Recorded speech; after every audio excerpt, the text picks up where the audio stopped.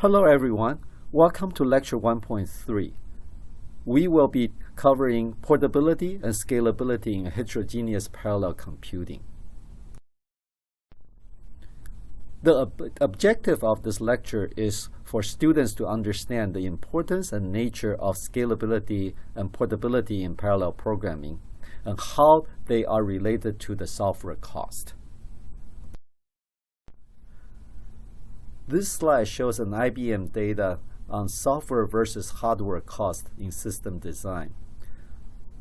In this picture, the software cost is measured with the number of software lines per chip. It's shown as the red line, and it increases at 2 times every 10 months.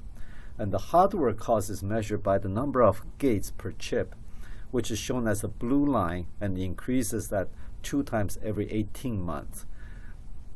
The software costs crossed over and overtake the hardware costs near 2008. We are at the point where the software costs significantly outweighs the hardware costs in pretty much all the system designs. Now that we understand the importance of software cost, we're going to introduce the first aspect of software cost control, scalability. Scalability means that if an application runs well on a core A, it should also run well on an improved version of core A. Let's say if the vendor introduces the second version of core A. And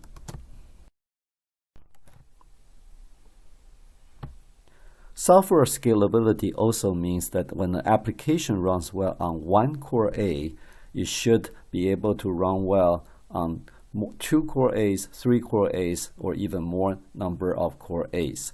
And essentially, it should be able to make full use of the available number of cores and continue to increase performance. We have introduced the number of cores as an important dimension of scalability. With each generation of new hardware from vendors, we also see increasing number of threads, vector length, pipeline depth, DRAM burst size due to the increasing ratio between interface clock and DRAM core clock, number of DRAM channels, and increasing data movement latency because of the increasing system size and complexity.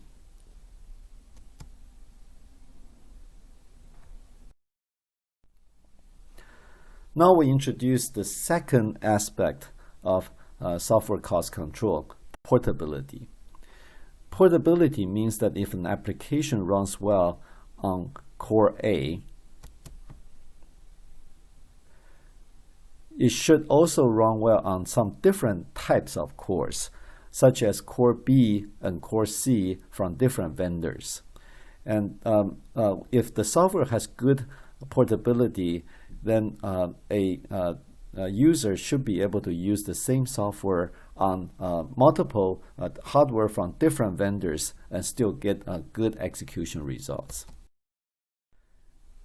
Sometimes it also means that different vendors often use different styles of design. Some vendors may be using traditional CPU design. Some vendors may be using VLSW design. Some vendors may be using digital signal processing design. Sometimes some vendors may be using GPU style design. And the application should be able to run well across these different design styles. In summary, portability has also several dimensions. We mentioned the portability across vendors, and oftentimes vendors will have different instruction set architecture, such as x86 versus ARM. We also should see good portability between design styles, latency-oriented CPUs versus throughput-oriented GPUs. With good portability, we expect the software to run well across parallelism models, VLSW versus SIMD versus threading. And last but more also quite important, is that oftentimes we need to have the software to run well across memory models, whether the cores have shared memory or they have distributed memory of their own. This concludes Module 1.3. Thank you.